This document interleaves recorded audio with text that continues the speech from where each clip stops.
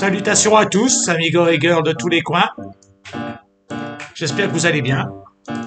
Oui, vous êtes tous les bienvenus, même toi là-bas, la petite grossesse sous ta douche. Oui, je te vois te planquer sous les gouttes d'eau. Bienvenue sur cette chaîne, dans cette émission qui parle littérature, histoire écrite par des écrivains connus ou écrite par Monsieur Toutoulir, le gentil petit chien qui écrit pour nous, parce que bon, nous on sait pas faire grand-chose d'autre. Hein. Voilà, voilà. J'espère que vous allez vous installer. On va bientôt commencer. Hein. Vous êtes prêts? Vous êtes prêts?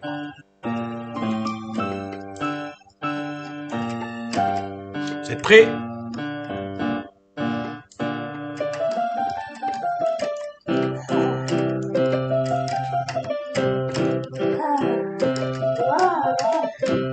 Vous êtes prêts?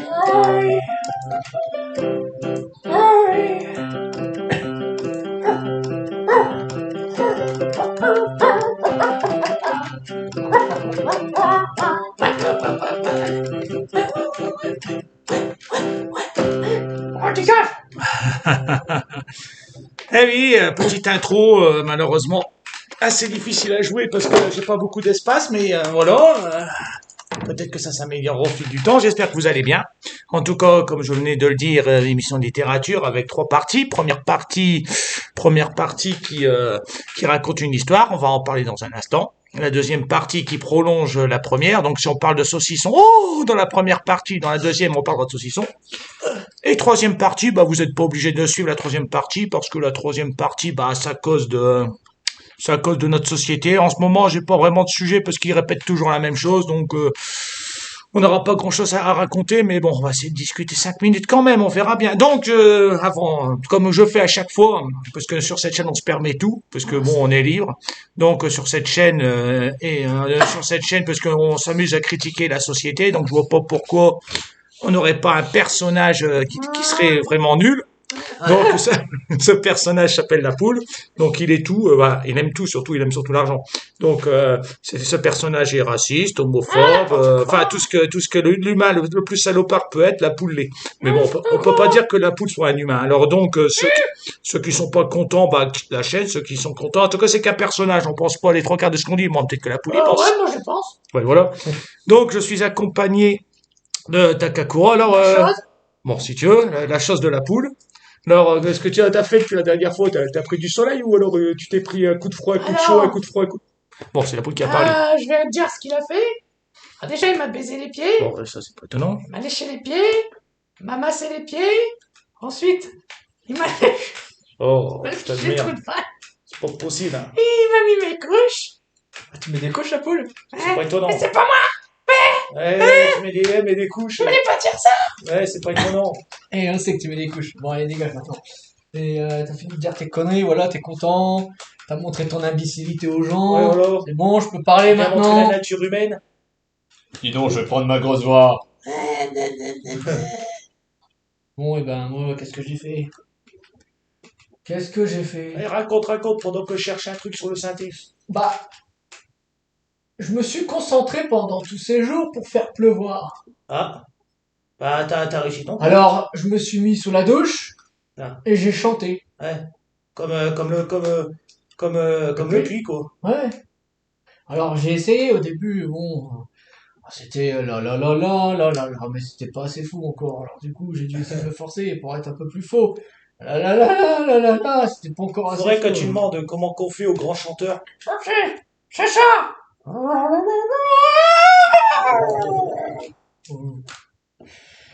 Et sinon, qu'est-ce que j'ai fait d'autre? J'ai fait la vénération de la grande montagne. Oh, n'importe quoi. Comme Dans- c'est que la place. Dans son grand ver pâturage, Oh, n'importe quoi. où celle-ci chasse les vaches qui osent la manger, Oh. et découpe en morceaux les personnes qui veulent prendre ses feuilles pour en faire du thé. Donc elle fait du thé avec, Mais des, moi, je l'explose. avec des morceaux d'humain. Moi, je l'explose. Et sinon, oh non, on parle pas de toi t'existes Oh, pas. le puits tout puissant. Je suis sûr que moi. Oh, ça y est. Ouais. Pas possible, hein. C'est-à-dire d'essayer de regarder un truc. Je suis sur mon côté en train d'essayer un truc. Puis j'ai retrouvé. Sinon, par ça, j'ai torturé la poule comme d'habitude, hein, pour lui montrer sa place. On va Ah, ça, c'est la foule qui applaudit, parce que t'as explosé la poule. Ouais, je sais, je sais.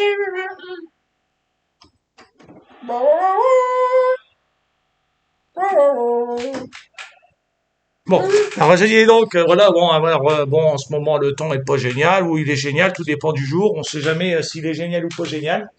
Donc, bon, alors, le printemps va finir par revenir, hein, c'est quel Ah, les matin. ténèbres, s'ils pouvaient tous venir. Mais non, il y aura pas de ténèbres, c'est très bien. Donc, voilà. Donc, nous allons parler du sujet du jour. La peau, tu te souviens, c'était quoi notre histoire? Ça parle pas de toi, en tout cas. Alors, ça parle d'un gros tas. Bon, d'accord.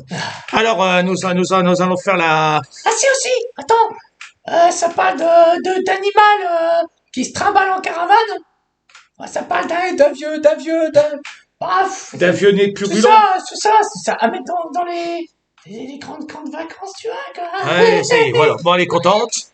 Voilà, on est dans la bagnole. Donc, c'est la partie 3 de La peau sur les os de Stephen King. Donc, dans donc, première et deuxième partie, on parle d'un... On va se dire que d'un avocat qui a fait des vilaines choses dans sa voiture et puis il a écrabouillé la fille d'un vieux gitan qu'on se demande d'ailleurs quel âge qu'il a parce que la fille est déjà très vieille. Donc d'un seul coup le gitan lui a dit quelque chose mais il se pose des questions quand même. On en est encore au passage où le mec est pas encore vraiment sûr mais bon ça commence à rentrer dans sa tête quoi. Il est entre les deux parce que bon le gitan a dit certains mots. Il a lancé une malédiction parce qu'il a tué sa fille et puis ils n'ont pas été jugés comme il fallait parce que l'homme blanc arrive toujours à s'en sortir. Plus il a de l'argent et plus il a du pouvoir et plus il va s'en sortir. Donc on en est là. Donc c'est la troisième partie. J'espère que vous allez aimer. Donc installez-vous confortablement. Ne vous attendez pas à vous endormir avec des douces voix joyeuses parce qu'on fait des voix de personnages. En ce moment, ceux qui sont à la star de notre histoire de cette fois-ci, c'est Odile. Salut. Voilà. Alors, t'es contente de jouer le rôle d'un homme? Hein? Oui, c'est un homme. Ah bon? Je croyais que c'était moi, tout simplement. Ouais, bon, c'était toi qui Ouais, de toute jouais le façon, rôle d'un c'est homme. vrai que des fois, j'ai un petit aspect masculin. Ça fait quoi de maigrir pendant l'histoire? Oh, Ouais, c'est... Voilà. voilà ce que ça fait. Donc allez, installez-vous confortablement, j'espère que vous allez apprécier. Et puis, on se retrouve après cette partie-là. Hein. Allez, partie 3, la peau sur les os de Stephen King. Et c'est pas moi qui commence pour une fois, c'est miraculeux. Allez, parti. À présent qu'il avait maigri, Alec observa l'infirmière tandis qu'elle répartissait dans 3 petites ampoules le sang qu'elle venait d'extraire de son bras gauche et les plaçait sur un porte-éprouvette avec des gestes précautionneux. Un peu plus tôt, Houston lui avait remis 3 plaquettes en carton destinées à recevoir des échantillons de ses selles qu'il était censé renvoyer par la poste. C'est vrai que c'est un chapitre dégueulasse. Ton colis pue. Alec les avait empochés en tirant une mine de 6 pieds de long. Ensuite, il s'était mis en position pour le toucher rectal, Ça y est, la qui poule arrive. l'humiliait toujours beaucoup. Oh, moi j'adore. Avec la langue. Oh. Oh là. Et c'est moi qui fais le retrait, bien sûr. Non tant à cause de l'inconfort physique assez mineur qui lui occasionnait que parce qu'il lui semblait que le doigt qui lui faisait éprouver cette sensation de pur plaisir, de pesanteur, profanait son intimité dans ce qu'elle avait de plus sacré. Ça va exciter ma chance, ça. Pourquoi tu te mets en position? Hey, bizarre. Détendez-vous. Fit Houston en serrant son poing. Fit Houston en enfilant son gant de latex extra mince. J'avais dit que ça allait être dégueu ce chapitre. Vous ne risquez rien. Dis-moi, aussi longtemps que vous ne sentirez pas mes 2 mains sur vos épaules. Il éclata d'un rire sonore. Et Alec ferma les yeux. Houston avait prié son laboratoire d'accorder la priorité aux échantillons sanguins de Alec. Et ils se revirent 48 heures plus tard. Alec se laissa tomber dans un de ces profonds fauteuils de cuir du cabinet de consultation de Houston, qui était d'un luxe austère, avec un sol tapissé, d'une épaisse moquette gris-perle et des lithographies de voiliers au mur. Non, c'est pas le mec qui parle. Pardon, son cœur battait à tout rompre, et une sueur glacée lui perlait aux tempes. Je ne vais tout de même pas me mettre à chialer devant ce pignouf qui raconte des blagues de nègre. Se répéta-t-il pour la 100e fois avec une détermination farouche. S'il faut que je pleure, je sortirai de la ville et j'irai me garer dans un coin désert. Tout paraît parfaitement normal. Déclara Houston d'une voix placide.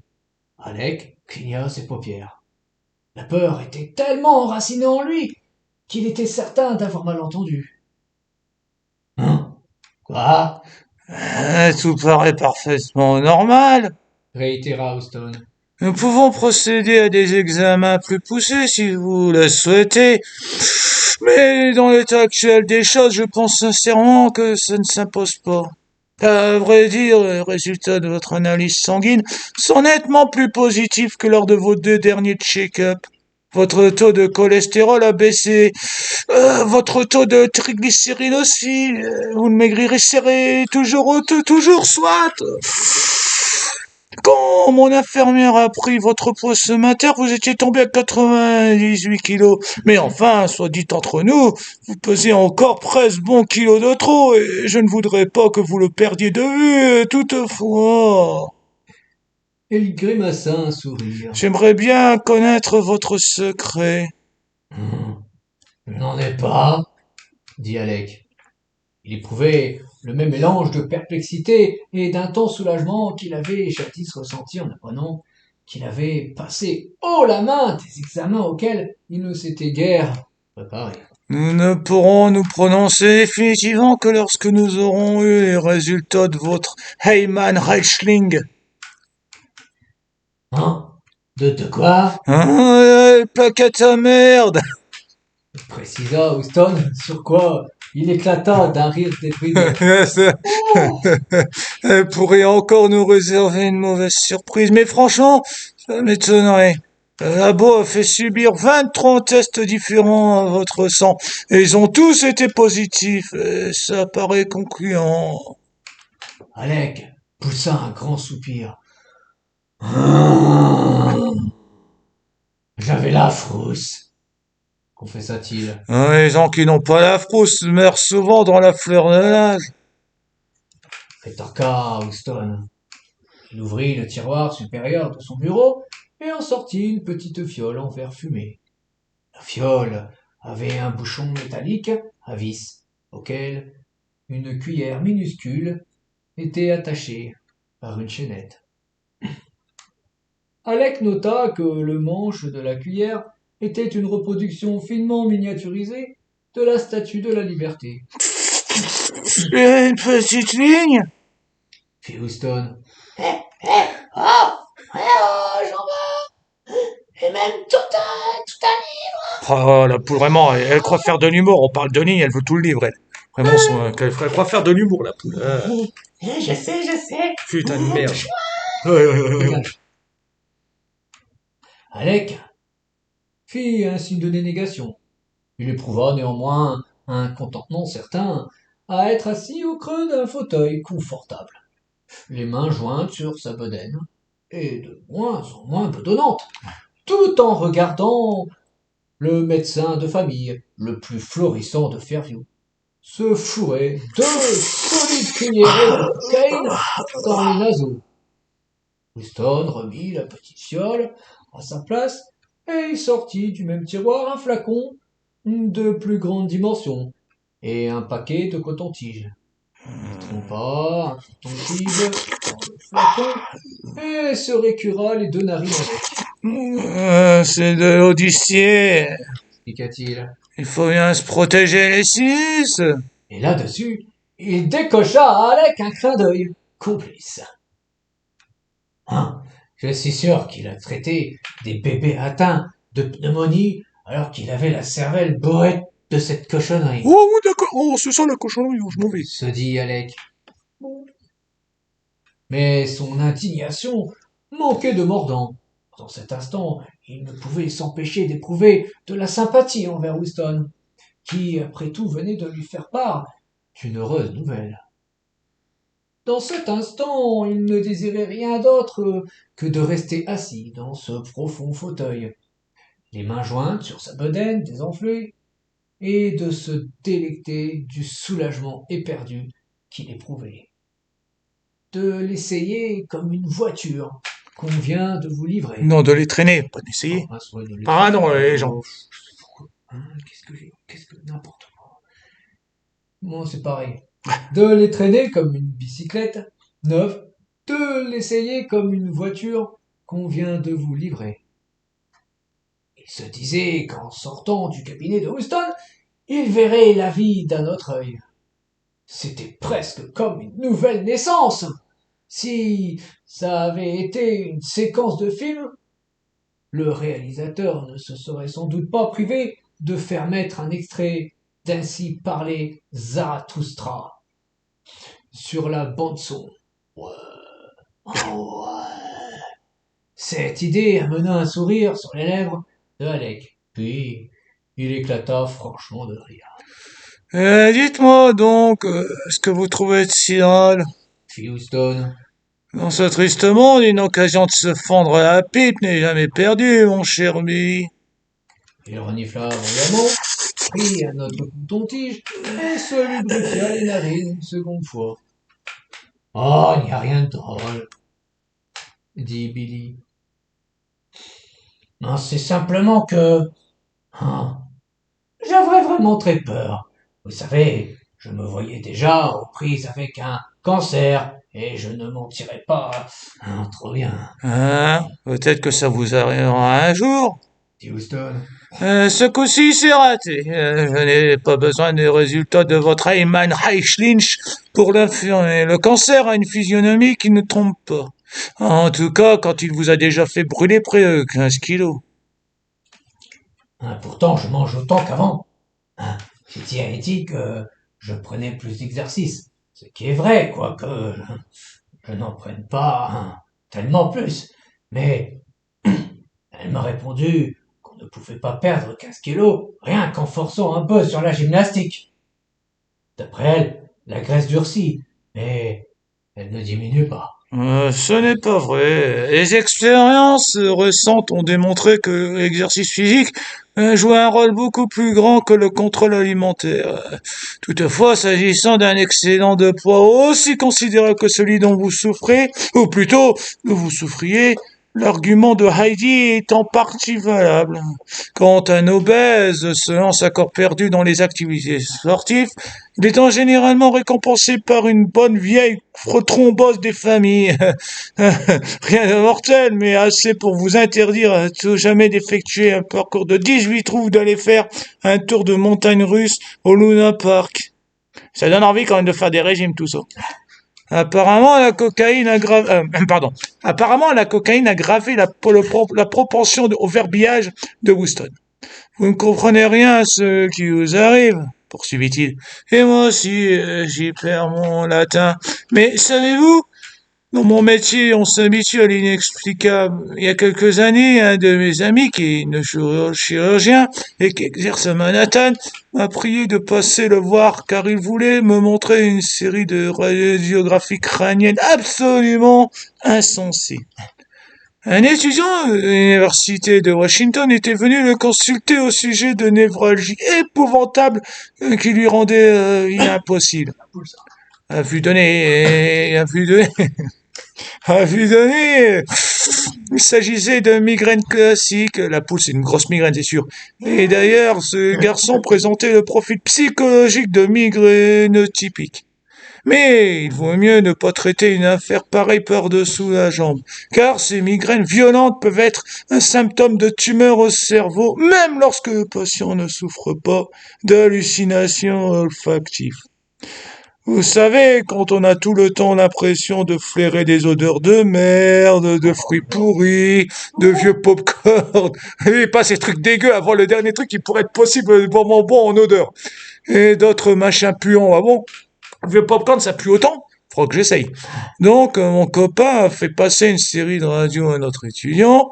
Il a soumis un électroencéphalogramme et il l'a expédié à l'hôpital pour qu'on lui fasse une tomographie axiale. Vous savez ce que les examens ont révélé?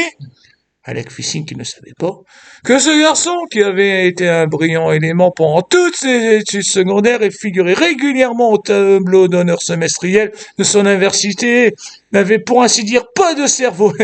Il n'avait qu'un vague bout de cortex qui tire-bouchonnait vers un milieu du crâne ou Macron. Il était de quelle couleur, le Gus? Bah, c'était toi, je viens de te dire. Ou Macron. Ah, Sur les radios que mon collègue m'a montré, il avait exactement l'aspect d'un bout de ficelle qui se tortille. Apparemment, ça ressemble vraiment à la poule, ce bout de ficelle cerveau. Apparemment, ce bout de ficelle commandait à toutes ses fonctions involontaires. Des battements du cœur à la respiration passant par l'éjaculation. Puis ces uniques tortillons corticales, car à part selon cela, son crâne renfermait que du liquide céphalorachidien. Lequel liquide, à ce qu'il semble, lui servait à penser. De quelle façon Alors là, mystère et boule de gomme. Quoi qu'il en soit, ce garçon est toujours aussi brillant dans ses études. Et il continue d'avoir ses migraines, et il a gardé un profil typique migraineux. S'il n'est pas tué par un arrêt cardiaque avant d'avoir atteint la quarantaine, ses maux de tête iront diminuant pendant la deuxième partie de son existence.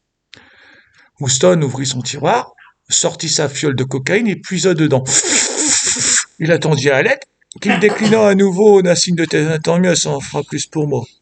Il y a 5 ans, reprit le médecin, j'ai reçu la visite d'une dame âgée qui se plaignait de sévères douleurs dans les gencives. Elle est morte depuis. Je vous dirai son nom car vous n'auriez aucun mal à l'identifier. C'était une emmerdeuse de première. J'ai jeté un coup d'œil à ses gencives et j'en suis resté sur le cul. Elle avait perdu ses dernières dents depuis une bonne dizaine d'années, ce qui n'avait rien que de très normal vu qu'elle était presque nanogénéraire. Et voilà qu'après un an, ils lui ont poussé de nouvelles. On est compté 5 au total. Quoi étonnant, est-ce qu'elle est mal aux gencives, hein, Billy? Elle avait entamé un cycle de dentition supplémentaire. À 88 ans, cette vieille pique faisait ses dents comme un bébé. Hein? Qu'avez-vous fait? Interrogea Billy. Il n'accordait à ces anecdotes qu'une part infime de son attention. Le flot de paroles qui s'échappait des lèvres de Houston le berçait doucement, comme le magma Comme quand le vieux d'ondes parle. sonores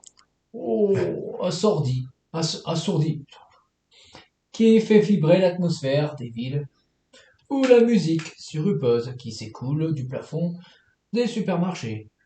Son esprit était presque entièrement concentré sur le soulagement qu'il éprouvait, et sans doute c'était une drogue autrement euphorisante que celle dont Houston s'emplissait les narines. L'image du vieux Tigan, au nez putréfié, se forma fugacement dans sa tête, mais elle avait perdu sa force morbide et noire, Ce que j'ai fait? disait Houston. Et que voulez-vous que je fasse, bon Dieu? Je lui ai prescrit un médicament qui n'était qu'une variante activée de ces pâtes analgésiques dont se frottent les gencives des bébés qui font leurs dents. Le temps qu'elle meure, il lui en avait poussé 3 de plus, une canine et des molaires. J'ai eu bien d'autres phénomènes du même genre. Tous les médecins en rencontrent. L'univers entier pullule de faits bizarres et inexplicables. Il y a même des journalistes qui passent leur vie à en dresser l'inventaire dans les recueils du style La réalité dépasse la fiction. Les faits que nous comprenons pas grand-chose au métabolisme humain. Tenez, prenez quelqu'un comme Duncan Hopley. Vous le connaissez, n'est-ce pas? Alec fit un signe affirmatif. Hopley, chef de la police de Fairview, l'espèce de Clint Eastwood à la mormolleux qui avait repoussé les hordes gitanes. Il mange comme si chaque repas allait être son dernier. dit Houston. Mon Dieu, j'ai jamais vu un morphale pareil. Pourtant, son poids reste invariablement fixé aux alentours de 77 kilos, ce qui est proche de l'idéal étant donné qu'il mesure 1,82 m. Oakley a un métabolisme extrêmement actif. Il brûle les calories 2 fois plus rapidement que, par exemple, Yard Stephens. Alec hocha la tête. Yard Stevens, patron de l'unique salon de coiffure de Fairview, devait peser pas loin de 140 kilos. En le voyant, on se demandait aussitôt si c'était sa femme qui lui lançait ses souliers. Yard et Dunn sont sensiblement de la même taille.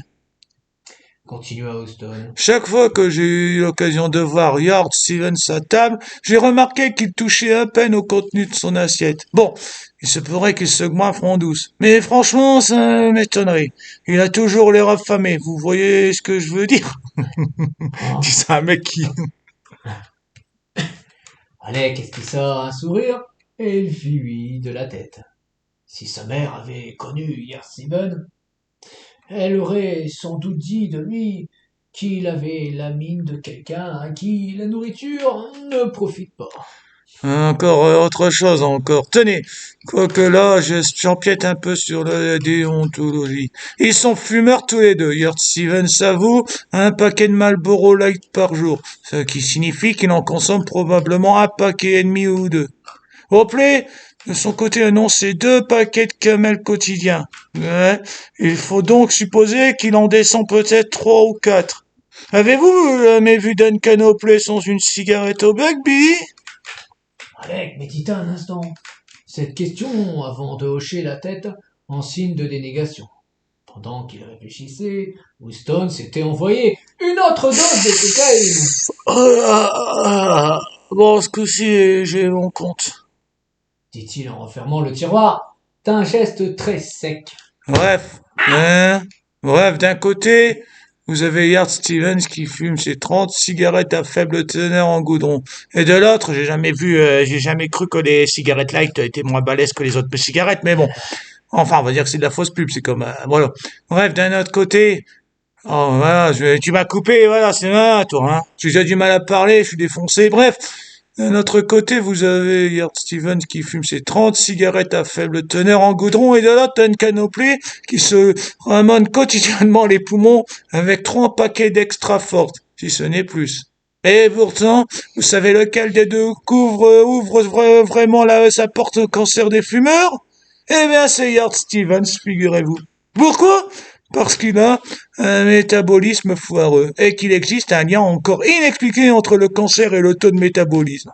Beaucoup mes confrères soutiennent mordicus que nous pourrons guérir le cancer aussitôt que nous aurons trouvé la clé du code génétique. Nous en guérirons peut-être quelques-uns, et le cancer ne sera définitivement éradiqué que lorsque nous aurons compris les lois qui gouvernent le métabolisme. Ce qui nous ramène à Billy Alec alias l'homme qui rétrécit, ou peut-être peut-être qu'il vaudrait mieux dire l'homme qui d'épaissit. Houston éclata d'un rire bizarrement hennissant et un peu stupide. Si c'est tout l'effet que la coque vous fait, j'aime encore mieux bouffer, se dit Billy. Bref, vous ne savez pas pourquoi je maigris. Eh non. Avoua Houston, l'air ravi.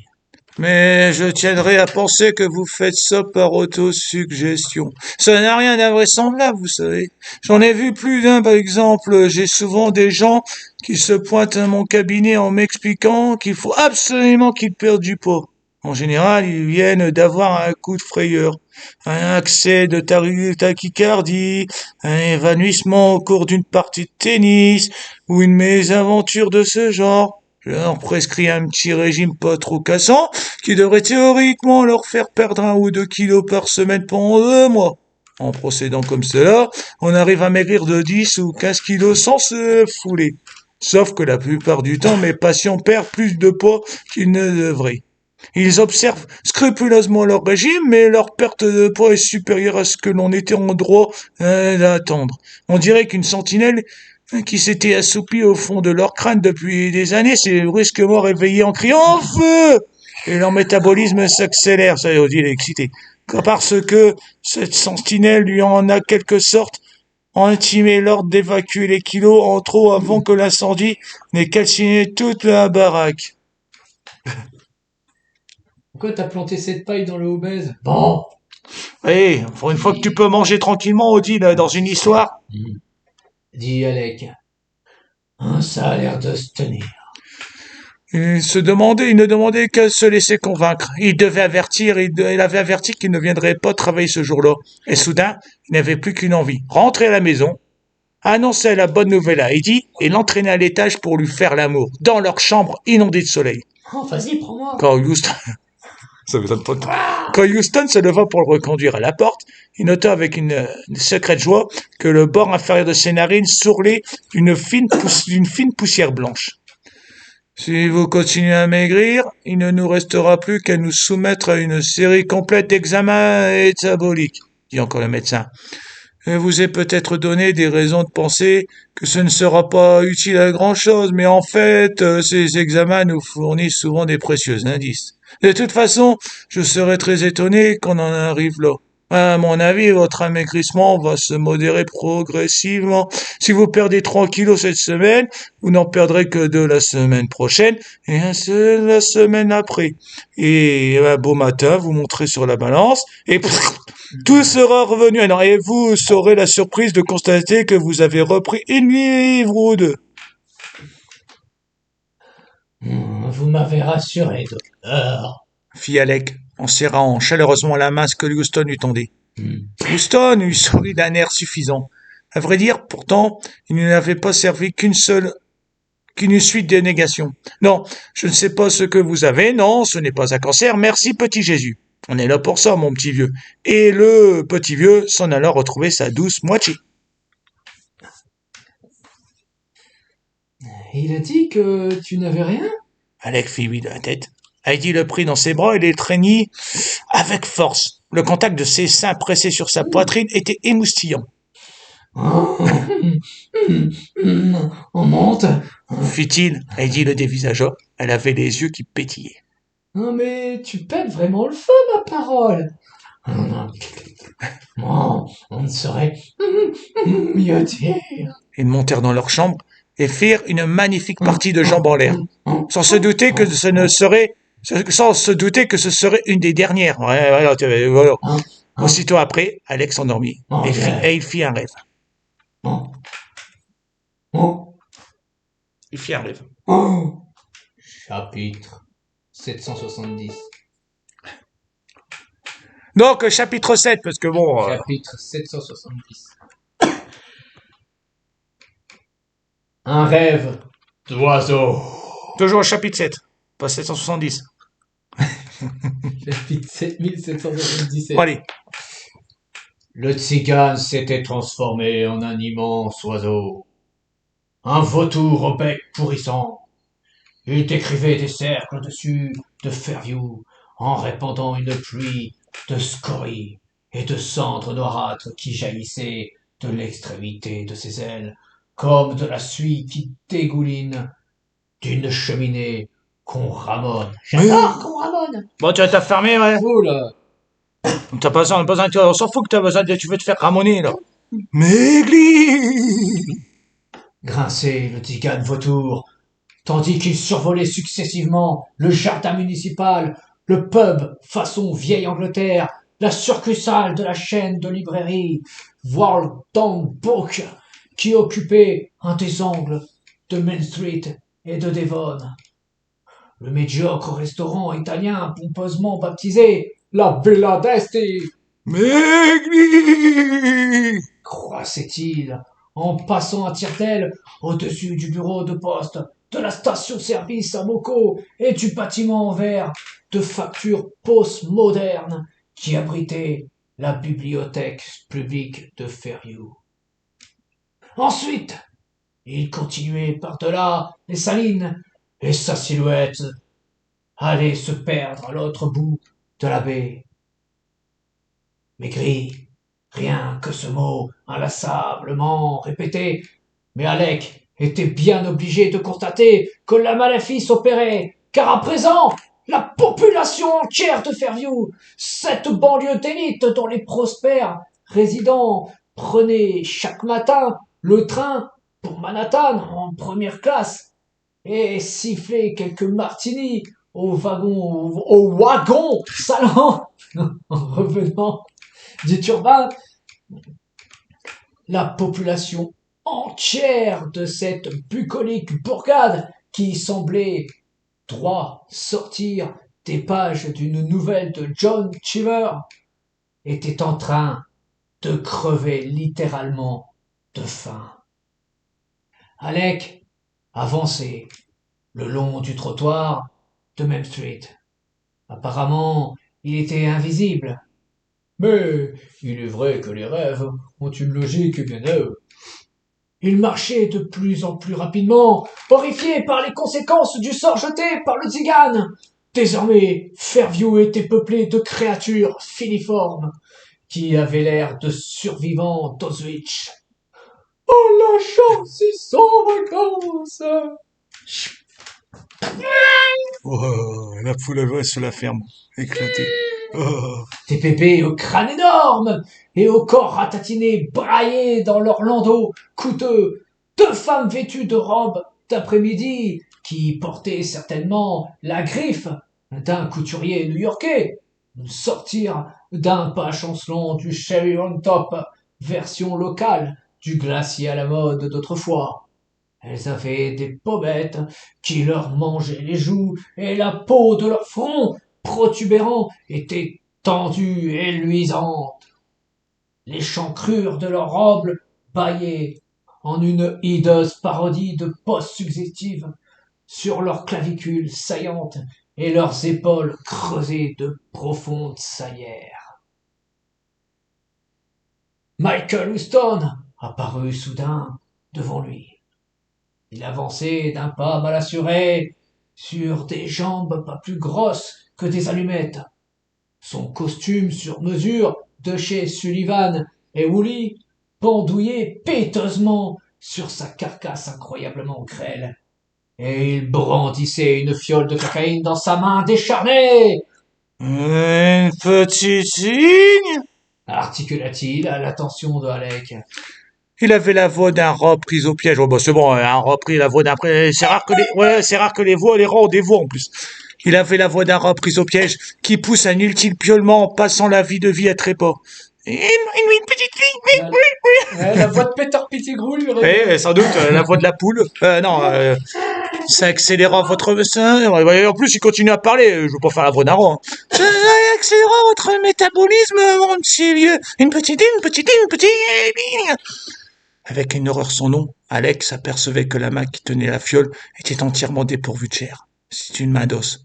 Les os cliquetaient. Houston n'était plus qu'un squelette vivant. Alec fit demi-tour et se mit à courir. Mais comme cela arrive parfois dans les cauchemars, le mouvement de ses jambes n'avait aucun effet. Il était sur le trottoir de Main Street, mais il n'avançait guère plus que si ses jambes eussent été prises dans une gangue de boue épaisse et collante. La poule. D'un instant à l'autre, le squelette de Michael Houston allait tendre le bras et lui agripper l'épaule. Ou alors, cette main d'os allait lui lacérer la gorge de ses doigts pointus. Une petite signe. Glapissait Houston, et sa voix cuinante de rat lui écorchait les oreilles. La voix grossissait sans cesse. Alex savait que s'il se retournait, la facidos du spectre serait tout contre la sienne, qu'il verrait ses yeux étincelants, saillants sur leurs orbites à nu, et ses maxillaires claquantes. Il vit Yard Stevens qui se traînait hors de sa boutique. Sa tunique de nylon beige dessinait une infinité de plis au-dessus du vide précédemment occupé par ses grosses mamelles et son estomac Ça y est, la poule. en tonneau. Elle arrive excitée, la poule. Oh, des mamelles! Yard poussait d'affreux croissements, discordants. Et lorsqu'il se retourna vers Alec, celui-ci s'aperçut que cette momie en tunique beige n'était que Yard Stevens. C'était Ronald, pardon, je me suis trompé dans le n'était, non, je vais répéter la phrase. Celui-ci s'aperçut que cette momie en tunique beige n'était pas Howard Stevens. C'était Ronald Reagan. Et il glapissait. Où est passée ma viande? Où est passée ma viande? Ensuite, la voix de Michael Winston lui murmura à l'oreille. Elle lui susurrait. Migli! Et ce qu'il redoutait par-dessus tout se produisit. Les doigts d'os se refermèrent sur son bras et se mettaient à triturer maladroitement la manche de sa veste. Leur contact était tellement en jeu qu'il se disait qu'il allait perdre la raison. Migli! Oh, comme il va maigrir. Tout masse comme une petite ligne. C'est sa femme, mais c'était sa femme. Mon petit vieux, mais sa femme, pauvre petit Billy, vous êtes dans une de ces mouscailles. Et voilà, c'est fini pour aujourd'hui ce chapitre. Ce qui est ennuyeux, c'est qu'on a l'impression que ça paraît long, quoi, puisque bon, un chapitre pour parler de problèmes médicaux, voilà, quoi, bon, tout lire l'aurait pas écrit comme ça, parce que ce genre de détails, qui, à part si vraiment c'est important dans le scénario, bon, bah, Stephen King, lui, se permet de s'étendre sur des maladies, voilà, quoi. Ça paraît long, donc peut-être qu'on a l'impression de s'en va. En tout cas, c'était pas ennuyeux, parce que ces maladies, bon, ça peut être amusant, mais par contre, il pourrait y avoir des passages plus ennuyeux, quoi. On pourrait se dire ça. Donc, voilà, j'espère que vous avez aimé cette troisième partie. Ouais, troisième partie. Allez, on attaque la deuxième partie en parlant de troisième partie. Donc la première partie, comme vous l'avez vu, ça parle de malédiction. Non, on va pas faire un truc sur les régimes. Donc, on va parler de malédiction dans l'histoire. Allez, c'est parti. Si on allait faire un tour du côté du ciné avec l'exorciste. Ah ouais, le film où l'ado se masturbe avec Jésus. Oh, les proleurs d'aujourd'hui ne savent pas ce qui est bon avec leur écran. Pendant le tournage, 9 personnes perdent la vie. Encore un coup, du fatigant ça. L'actrice qui joue la mère de Reagan ou de Régine, tout dépend de la version qu'on regarde le film, se prend les pieds dans les câbles et se blesse le dos. Bah quoi? Des chutes peuvent arriver. Un incendie stoppe le tournage pendant 6 semaines. À la sortie du film, Linda Blair, l'actrice qui joue la petite possédée, reçoit des menaces de mort de fanatiques religieux. Bon, ça n'a rien de malédiction. Mais que des obsédés d'ados. Elle était bonne quand même, hein. Et sinon, j'en ai rien à blairer et tout. Blairer. Ça y est, elle est contente, elle fait un jeu de mots entre Linda Blair et Blairy. Bon, allez, Rasputin. La race de Poutine? Ouais, elle vaut pas la race du Messie. Ouais, le Messi joueur de foot. Mais ça c'est. Un guérisseur énigmatique. On ne va pas revenir sur sa bio. Il dérangeait, vu sa position, les nobles. Donc, on décide de le tuer. Ah, la chance quand même. Donc, on s'y prend à plusieurs reprises, parce que il est costaud, le mec. Ouais, je le comprends, je suis pareil. Bon, on finit par l'avoir, hein. Congelé dans un fleuve. Hein? Comme un Findus. Mais avant de mourir, il jette un sort. Comment on fait pour jeter sous l'eau? Ah tiens, on va te montrer, tiens. Voilà, sous l'eau. Vas-y, parle. Ouais, t'as vu. Donc, ce sort est adressé à la famille royale, disant qu'ils ne vivront pas plus d'un an. Vous ne vivrez pas plus d'un an. Mais on ne menace pas les maîtres. Et puis, il tient parole, hein, moins de 12 mois après, la famille se fait flinguer par les communistes. Ouais, je suis sûr qu'il a payé des gars pour le faire. Bah, peut-être, mais en tout cas, bon, voilà, ça s'est fait comme ça, donc je sais pas s'il a eu une prémonition ou si il s'est dit que, voilà, quoi, il était tellement important qu'après sa mort, les rois sont morts. Enfin, bon, voilà. En 1702, un gars est condamné à mort. Avant de mourir, il pointe du doigt sa chaise préférée, dans un bistrot, hein, disant que n'importe quel kidam qui s'assierait dessus mourrait d'une mort affreuse. Elle est où la chaise que je puisse poser mon noble popotin? Pendant plusieurs siècles, on n'ose pas trop s'y asseoir. Quoi, plusieurs siècles, que des Troyens? Mais voilà, on oublie vite l'histoire et on recommet on recommet vite les mêmes erreurs. Je vois pas le rapport. Après la Seconde Guerre mondiale, Deux gars tentent le coup. Et quelques heures plus tard, vous savez ce qui se passe, ils périrent dans un accident de voiture.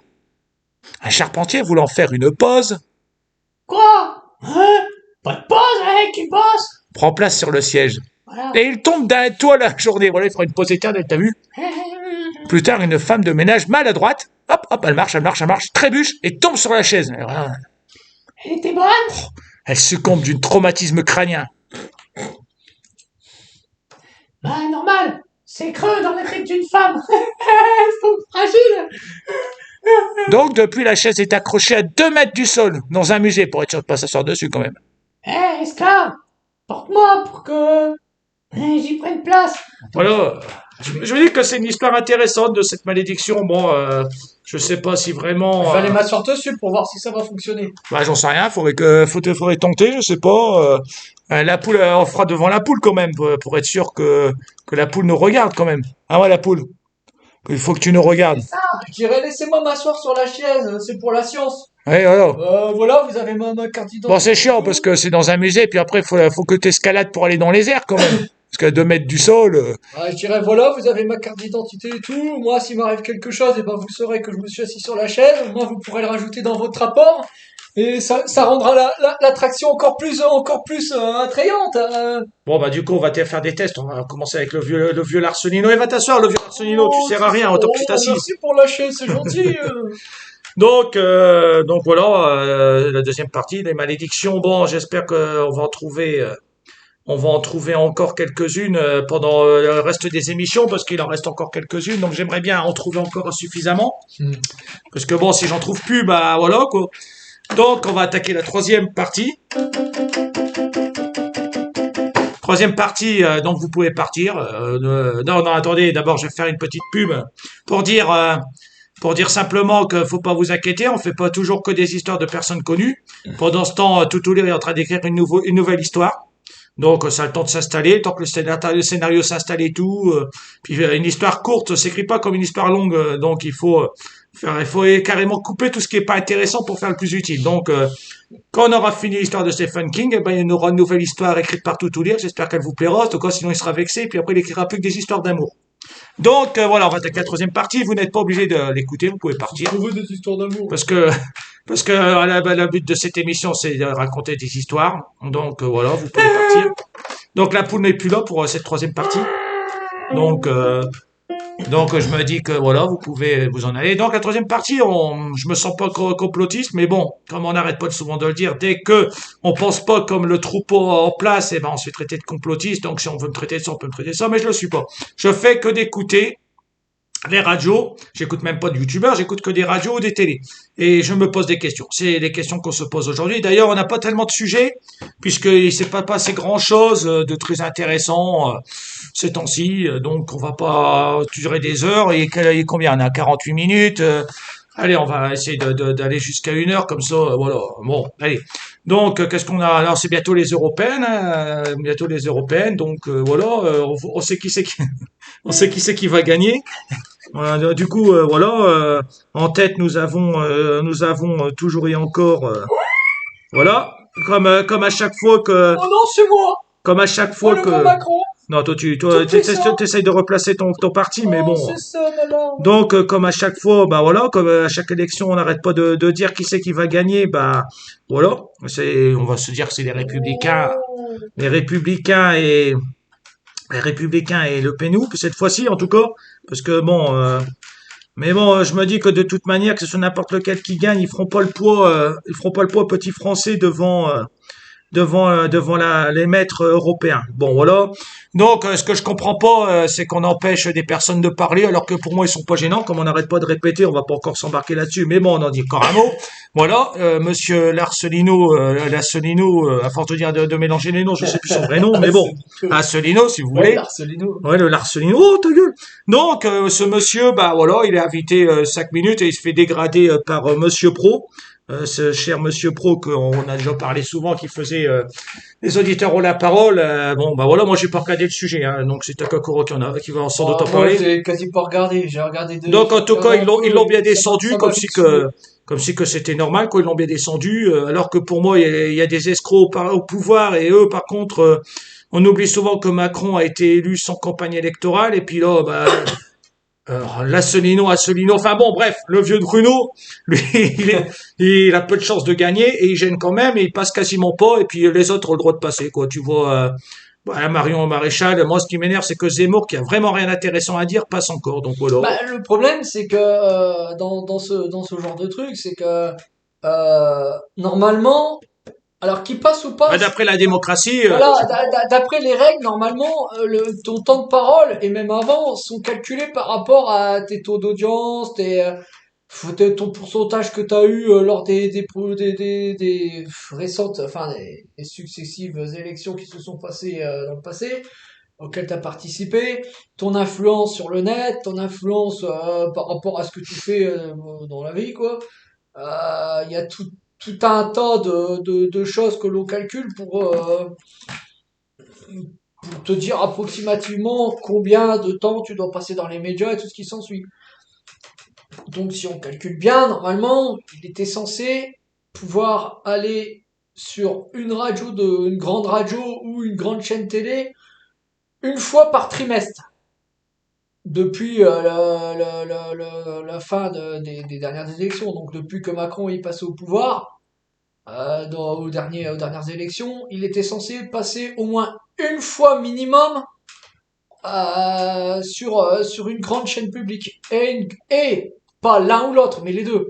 Une grande je sais chaîne que chaque publique comme parti, TF1, tu auras une sa chance. chaîne LCI, une grosse chaîne comme ça, et une radio. Normalement, son temps qu'il a fait, ok, hein, c'est que 0, bon, on arrondit à 1%. Plus, on va dire, on peut prendre en compte son taux d'audience sur le net.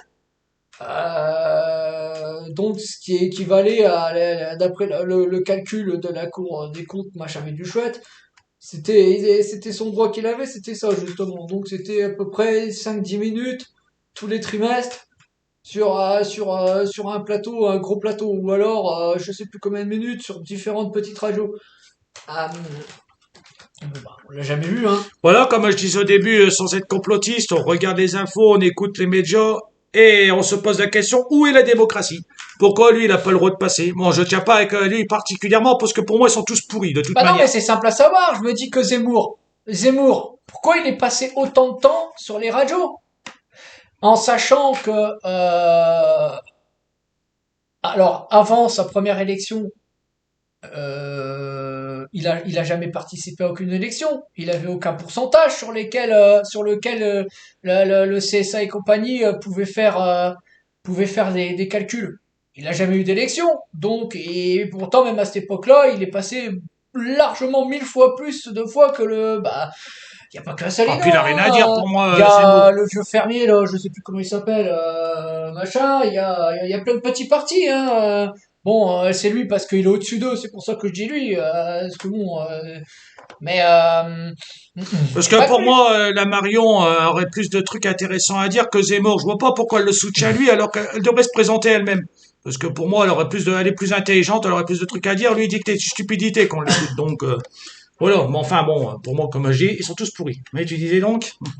Ouais, bon après, je me dis que mais c'est pareil, hein. Il y a pas que le Zemmour. Je me dis que qui avait pas de temps de parole, mais c'est pareil. Marion Maréchal, bah, elle a fait aucune élection, de ce que Oui. je sache. Bon, si, je crois qu'elle a, Bah, non, elle surtout a que des là, elle sièges, se mettra pas contre ça. elle avait des sièges ou Bon, si, elle pas? avait un moment un truc à l'Europe. Mais, Bon, à la rigueur, voilà. mais quoi qu'il en soit, elle se mettra pas, pour l'instant, c'est pas son tour, elle se mettra pas contre Tati. Donc, c'est pas son Tu tour. m'étonnes, mais c'est pareil, là, la Glusman, machin compagnie, là, Glusman, faut que je me trop quoi, ben, en quoi, il devrait passer à tout va sur les radios, on l'entend tout le temps, mais en quoi, en fait? Pourquoi on lui donne autant de temps, on le montre, on le met autant sur un piédestal? Là, on descend les autres, et puis lui, ouais, en fait, c'est exactement le même cinéma qu'on a fait avec Macron. Ah bah quand Macron il est arrivé, oh bah c'est le prodige, il vient de nous Bah, pour moi, arriver. c'était pas un C'est le prodige puisqu'il a trahi Hollande à partir du moment où il trahit Ouais, et là quelqu'un. Guzman c'est pareil, on le met en valeur, on dit que ah bah ouais, c'est lui qui va réunir ça, il va faire ci, il va faire ça, alors qu'il fait de la merde. Mais ça à la rigueur, c'est pas gênant qu'il s'amuse à mettre à lui faire sa bonne pub. Ce qui est le plus gênant, c'est que on lui donne un temps de parole qu'il est pas censé avoir en fait. Parce que s'il avait ce temps de parole-là, mais que les autres en dessous avaient le même temps de parole, en tout cas, avaient le temps de parole qui leur était dédié, parce que le Assolino, par exemple, parlons de lui, ne demande pas à avoir plus de temps de parole qu'il le mériterait. Non, mais moi, la Lui, il veut démocratie, simplement, voilà. il veut simplement qu'on respecte. Si on parle de démocratie, tous les partis passent. Voilà. Et puis quand on Ah, te puis en parle, plus, ça serait tellement bon en débat. surtout que quand on te présente un parti comme Frexiteur anti-européen, en tout cas qui veut quitter l'Union européenne, autant quand il y a une émission qui parle de ça ou un truc comme ça, ben, je suis désolé. Autant inviter un vrai parti qui veut sortir de l'Union européenne. Ah, ça, tous les partis- voilà, ils se sont tous vendus. Tous les partis ils veulent pas quitter l'Union européenne. Ils l'ont dit eux-mêmes. À partir du moment qu'ils l'ont dit eux-mêmes, les gens n'ont pas été là en train de faire mais si, en fait, ils veulent quitter en douce. Non, non, non. Si, peut-être, mais c'est pas mis dans leur programme. À partir de ce moment-là, on ne se base pas à la télé, on ne se base pas sur des ah oui mais en arrière-plan peut-être que ah oui mais ils font ça pour avoir des bois. Non, ils font ça pour non, ça s'appelle de l'arnaque. Alors si un mec sait faire en douce du ah oui mais attends il fait peut-être ça pour avoir des bois, ça veut dire qu'il peut le faire aussi dans le sens inverse en mode ah mais attends il dit ça, il dit qu'il veut sortir de l'Union européenne, dans ces cas-là bah, il veut pas le faire. Voilà, bah, moi, en tout cas, c'est pour dire que je tiens pas avec lui obligatoirement, ce vieux pruneau. Moi, je me dis qu'ils devraient tous avoir une parole. Si on parle de démocratie, si on parle de démocratie, eh ben, on les fait tous passer. Et moi, ce qui m'amuserait, c'est qu'on les ferait tous passer en débat, des combats de débat, pour bien voir c'est qui a le plus, qui sait mieux se défendre pour les idées, parce que Macron refuse tous les débats. Et ça a été encore dit dans les médias il y a peu de jours. Je n'ai pas été le lire sur YouTube, ça a été dit par les médias, les médias que vous écoutez. Donc, Surtout que on est censé mettre des opposants l'un contre l'autre dans une vraie c'est bien, il n'y démocratie. a plus vraiment beaucoup d'opposition. Donc le seul opposant, je suis désolé, mais ils veulent tous pas sortir de l'Union européenne. Alors après, ok, à l'intérieur de l'Union européenne, on a des opposants. Ils veulent tous rester dans l'Union européenne, mais ils sont opposants sur le fait que l'un veut plus de ça, là t'es plus à droite, là t'es plus à gauche.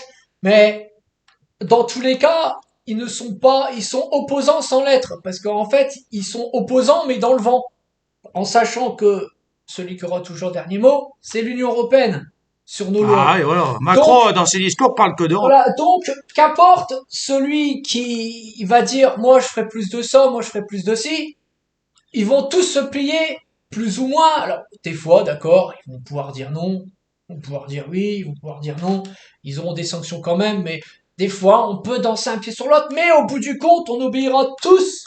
Voilà. En tout cas, eux, ils obéiront tous au programme au GOPÉ comme ils les appellent, au programme qui a été fait par l'Union européenne.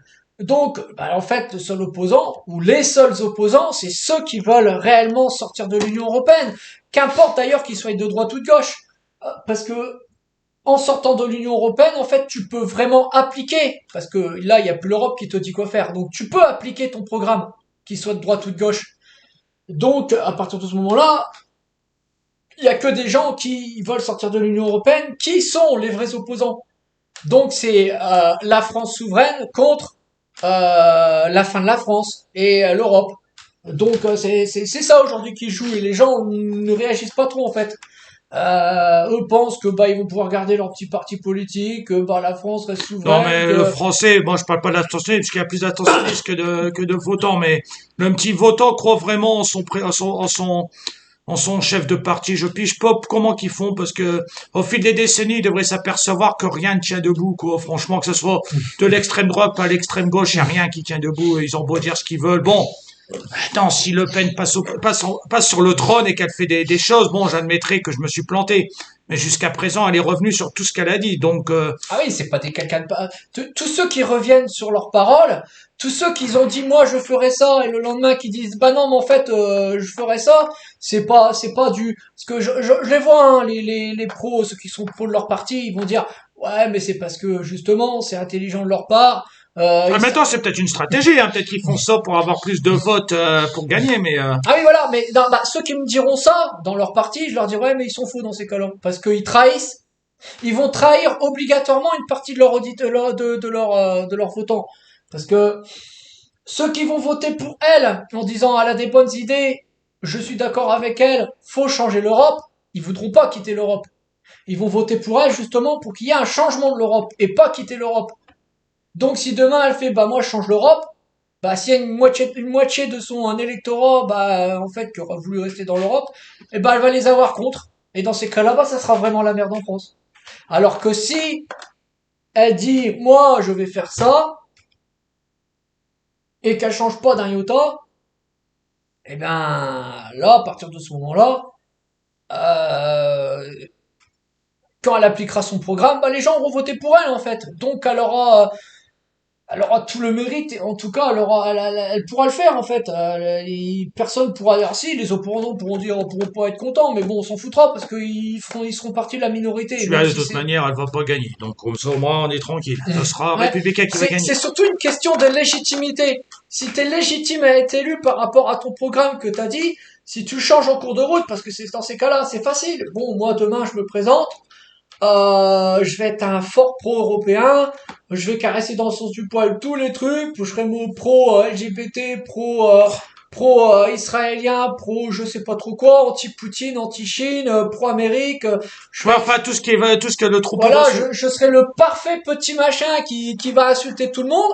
Alors on va m'élire, les petites élites ils vont être derrière moi, les banquiers vont me financer, je vais être là, ouais vous avez raison, c'est l'élite américaine c'est l'avenir, pourquoi pas faire une France américanisée, ce sera mieux pour nous, on sera, voilà, j'aurai un beau discours qui plaira, et puis du jour au lendemain, je vais être élu, puis je vais dire, bah vous savez quoi, j'en ai rien à foutre de vous. Ah bah moi je vais faire, là demain, là, je vais faire un partenariat avec Poutine. Je vais enculer l'Amérique et si ça leur plaît pas, bah c'est le progrès, c'est pareil. Et je verrai tout ce qui est tout ce qui est je verrai tout ce qui est pas blanc. Ouais, comme toi. Et je verrai tout ce qui est pas jaune de France. Donc les blancs pareil. Il y aura pas de blancs, il y aura que des jaunes. Et la France, la France Automaton. nous appartiendra. Automaton. Bon, t'as fini avec cet accent. Vraiment, hein. Mais non, mais c'est pour dire, là je serais pas légitime. Les gens vont me dire, attends, c'est quoi ce mec là il est fou. Mais c'est être légitime. Les gens, je sais pas. Alors eux, ils vont se dire, ah bah ouais, mais c'est normal. Elle vit avec son temps. C'est normal que Elle vit avec l'OTAN, ça, tu peux le dire. voilà, qu'elle change un peu sa doctrine. Son parti évolue. Ok, d'accord, son parti évolue. Dans ces cas-là, eh bien, moi, je suis d'accord avec elle, et je suis d'accord avec eux. Mais dans ces cas-là, ne dites pas si elle change vraiment avec son temps et que elle s'est aperçue que les Français veulent pas, alors du coup, elle insiste plus pour faire. Dans ces cas-là, ne dites plus qu'elle veut sortir de l'Union européenne. Elle veut plus sortir de l'Union européenne. De toute manière, elle-même le dit. Elle veut plus sortir de l'Union européenne. Elle l'a dit plusieurs fois. Oh, puis leur parole de, oh, bah, faut adapter l'Europe à nous, Bon. comme si que l'Europe vont leur obéir, Mais- faut arrêter de rêver. Et ce qui est le plus chiant, c'est que les médias sont trompeurs parce que ils vont présenter comme opposant Marine Le Pen qui veut sortir de l'Union européenne. Et c'est eux qui le disent. Les médias sont trompeurs. Ils disent Marine Le Pen veut sortir de l'Union. C'est l'opposante qui veut sortir de l'Union européenne, alors qu'elle veut pas sortir de l'Union européenne. Ça, ils devraient le préciser dans les médias. Elle veut plus sortir de l'Union européenne. Elle veut, Ça a été dit, hein. alors elle le dit. Alors elle dit qu'elle voudrait sortir de l'Union européenne. Oui, elle le dit seulement et seulement si, après avoir fait toutes les procédures, qu'elle s'aperçoit que qu'on peut rien faire et que on peut pas changer et que du coup notre dernière solution ça serait de quitter l'Europe. Oui, mais ça va prendre combien de temps? Elle va se faire élire pour 5 ans, 7 ans? Je sais plus où on en est parce que maintenant on essaye toujours De de quoi, tu changer. parles de présidentielle? C'est 5 ans, c'est présidentielle. 5 ans c'est toujours 5 ans, Ah je oui. sais plus parce que Ah, Macron voudrait revenir à 7 ans. Ça, il ferait plaisir. Donc du coup je me dis que ça prend du temps. Déjà lancer la procédure pour sortir de l'Union européenne en faisant tous les accords et tout, ça prend presque 2 ans. Alors je dis pas sortir brusquement parce que ça serait une mauvaise idée de sortir brusquement. Même le Asselineau veut pas sortir Bon, brusquement. quoi que l'Angleterre a été assez vite, hein. Ouais, il veut faire comme l'Angleterre, il veut. Mais bon, eux, ils ont eu des personnes qui ils ont fait des mauvais, c'est pour ça qu'ils s'en sont pas sortis aussi bien. C'est comme si que demain je disais que Macron allait nous faire sortir de l'Union européenne, c'est un C'est pro-européen. quoi de cette histoire drôle qui est pas marrante? Ouais, Il va pas, qu'est-ce qu'il va faire? Et il va tout faire pour niquer la procédure. Donc, tu m'étonnes que, bah là, c'était pareil, c'était un pro-européen qui a sorti l'Angleterre de l'Europe. Donc, qu'est-ce que tu voulais? Il a fait exprès, il a ralenti les procédures. Ils sont encore dans des procédures, il y a encore des procédures qui sont pas encore validées. Donc, qu'est-ce que vous voulez que l'Angleterre avance tranquillement? Ça sera pareil pour Bah, nous. ils s'en sortent mieux que nous, en tout cas. Bah, ça c'est sûr. Au moins là, eux ils ont gardé leur siège. Nous bientôt, on risque de devenir un État. Donc ouais, ça va être très bien. Tu m'étonnes. Ouais, bon, bah, qu'est-ce que vous voulez qu'on raconte de plus? Bon, bah, je me dis qu'on verra bien ce qui va se passer, mais de toute manière, il n'y a plus vraiment de parti, il n'y a pas vraiment de parti pour moi. Les idées sont toutes les mêmes. Alors, en ce moment, on vote beaucoup sur l'immigration. Alors que bon, le Ouais, français préférait peut-être qu'on parle autre chose. Si qu'on parle pas d'immigration, de toute manière, on parle de JO. Donc quand tu écoutes la radio, t'entends JO. Ce qui m'étonne, c'est qu'on parle pas, on mélange pas immigration et JO dans la même phrase. ah, ça c'est le sujet pour faire oublier tout le reste. Hein. Ça de toute façon à chaque élection on y a le droit. Une ou deux années avant chaque élection on y a le droit. L'immigration. Ouais, mais là c'est à la mode. Attends, il faut quand même en parler. Ah oui. C'est plus simple de parler d'immigration que de parler de comment donner plus de pognon au plus de façon de s'acheter des courses au magasin parce que voilà quoi, ils peuvent pas le faire. D'ailleurs, en parlant de ça, parlant d'immigration et de Front National, de RN. Bon, bah, le seul truc qu'ils peuvent faire, parce que l'Europe, c'est le seul truc qu'ils autorisent, c'est de mettre de la flicaille sur les frontières, enfin, une nouvelle formation de flicaille pour empêcher l'immigration de rentrer. C'est le seul truc qu'ils ont le droit de faire.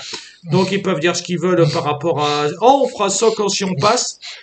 Ah C'est le bah seul non truc oui qu'ils ont le droit de bah faire. oui ils seront pliés l'espace Schengen et compagnie donc ils seront pliés aux normes. Alors si ils pourront pendant quelques mois dire d'autres pays européens l'ont fait, la Hongrie tout ça le font. Ah, donc pourquoi pas la France hein. Donc si ils pourront dire bah nous on est contre. Ils pourront dire nous on va empêcher les migrants d'entrer. Ils pourront le faire. Oui ils pourront le faire. Par contre ce qu'ils oublient les gens c'est que il y a l'amende derrière. Hein, quoi, la menthe. Alors, voilà, il y a la vente aussi. Mais alors, payer des amendes par mois ou pas? Vous avez vu là comment je sais plus si c'est la Hongrie ou si c'est la Pologne. Enfin, je sais plus c'est quel pays, l'un de ces pays-là. Là, qui va être sanctionné. Ça sera, je sais plus combien de milliers d'euros par migrant qui pourra pas rentrer par mois pendant jusqu'à temps qu'il cède et jusqu'à temps qu'il se plie aux normes. Ouais, tu Ça m'étonnes. va être énorme. Ça va être énorme. Ça veut dire que nous, on va se taper ce genre de truc. Donc, ça veut dire que sûrement qu'on payera plus d'amendes que sur notre économie. Ça va nous coûter plus cher qu'en fait de laisser rentrer des immigrants. En fait, le vrai problème, en plus, c'est pas forcément l'immigration. Le vrai problème, c'est les règles à faire respecter pour ceux qui rentrent dans le pays. C'est ce que alors si l'immigration après est un problème, c'est aussi Ah, la poule. l'immigration en soi est un problème. C'est un problème qu'il faut aussi s'occuper. Le problème c'est qu'en restant dans l'Europe, on peut pas régler la majeure partie des problèmes qu'on a, on peut pas les régler car on est dans l'Europe. Ça va pas plus loin que ça. Alors à moins que demain l'Europe nous autorise en nous disant bon exceptionnellement on vous laisse faire des changements pour ce qui est de l'agriculture, pour ce qui est de ça, pour ce qui est de ci, chose que des fois ils daignent un peu faire pour faire genre ah, regardez c'est bien Oh, l'Europe. puis dans cette Europe où l'Amérique a le dernier mot, ça me fait rire. Putain, puis une Europe où au lieu de nous aider on dit ah bah on va vous prêter. On va vous prêter de l'argent pour aider vos agriculteurs ou je sais pas quoi. C'est prêter l'argent, c'est pas donner, c'est prêter. Donc on doit les rendre après. Non, mais J'appelle pas ça moi céder. il y a des moments et c'est pour aider pour un truc par exemple pour une récolte sans pesticides, ils vont aider un agriculteur en France alors que des autres côtés les agriculteurs des autres pays sont peinards quoi. Donc Alors que nous on n'aurait pas besoin de faire des prêts. oh du gaz. Bah si en agriculture c'est bien les prix. Non mais oui vas-y. Mais on n'aurait pas besoin de faire des prêts à l'Europe. Si on sortait de l'Europe, on pourrait configurer nous-mêmes notre propre pourcentage sur les taxes, notre propre pourcentage sur beaucoup de trucs. Ce qu'on peut déjà faire déjà en étant dans l'Europe, hein, ça c'est vrai, parce que bon, quand il y en a qui disent que il y a des choses qu'on peut changer même en étant dans l'Europe, ils ont tout à fait raison. Je me dis que c'est parce qu'on a au pouvoir des petites merdes qui en profitent beaucoup déjà d'une pour piller le pays et en plus pour le détruire. Parce que bon, les mecs savent ce qu'ils font. Et le but de leur jeu, c'est détruire la France. Et ils le savent et ils font genre, nous on est nationalistes, on est là Ah, pour moi, en la tout France. cas, depuis un moment, Macron arrête pas de parler de nationaliser la France, de la faire redevenir autonome. Je trouve qu'elle s'empire de plus en plus. Donc, il y a un problème dans ce qu'il dit. Oui, non mais bon, lui ce qu'il veut en fait, c'est casser la France économiquement. À partir du moment où son économie sera totalement à terre, elle sera entre les pattes de vautours qui vont venir la dépouiller, c'est tout. Et en fait, ce qu'il veut, c'est que la France devienne la Grèce, c'est ce qu'elle est en train de devenir. La France devienne la Grèce, parce qu'elle soit tellement endettée, tellement dans la merde qu'en fait, il n'y ait plus rien qui nous Oh, appartienne puis, et qu'on soit dépendant complètement du système européen et du système américain. et puis bon, le troupeau français suit bien ce qu'on leur dit. Donc, du coup, malheureusement pour nous, on n'est pas prêt de s'en sortir, hein, puisque bon, tant que vous écoutez, que vous suivez ce qu'on vous dit, voilà, bon, enfin, de toute manière, on va pas vous forcer à faire des trucs. On verra le résultat dans quelques années. Et d'ici 50 ans, je suis sûr que bon, voilà, quoi. Si on continue comme ça, cet tarif-là, la France, elle n'existe plus. Hein. Ah si, elle Comme la aura Gaule a toujours, disparu. voilà, elle aura toujours le mot France. Hein. Ça fera plaisir aux gens d'avoir toujours le mot France, mais elle sera comment hein. Déjà, quand tu vois que ta carte d'identité d'aujourd'hui, elle est écrite en anglais, je vois pas pourquoi on se tape de l'anglais sur notre carte d'identité. Parce que les Anglais, eux, ils ont pas de français sur leur carte. Je vois même pas d'ailleurs pourquoi c'est de l'anglais, ils se sont retirés de l'Europe. Donc, Ouais, mais voilà. on te dira que Ouais, anglais, c'est pas c'est la normal. première langue la plus parlée au monde. Ouais, c'est pas normal. Donc voilà. Voilà, hein, j'espère que ça vous a plu. Voilà, donc n'oubliez pas de un jour ou l'autre mettre une petite un pouce levé. Pas de fuck you parce que tout lire ça va le faire pleurer. Et puis pas de pouce vers le bas parce que bon non plus.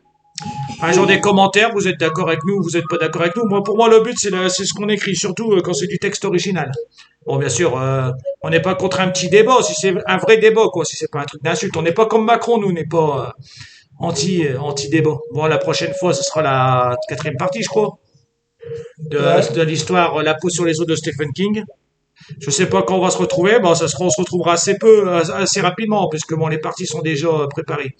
Mais voilà, donc surtout écoutez, apprenez de ce qui se passe dans le monde. Et venez le grand Macron. Ouais, c'est ça. Ouais. Et puis on se reverra peut-être la prochaine fois, et puis on verra qui c'est qui aura gagné l'européenne. Moi, je parie sur un républicain, parce que bon, il n'y a pas beaucoup de macronistes. Oh, moi je parie sur moi. Même si on dit que les Le Penous sont premiers, hein. Je suis sûr que. Et puis même s'ils gagnent, ils pourront rien faire de toute manière. Faut pas que vous rêviez les Le Pénistes. Allez, salutations à tous.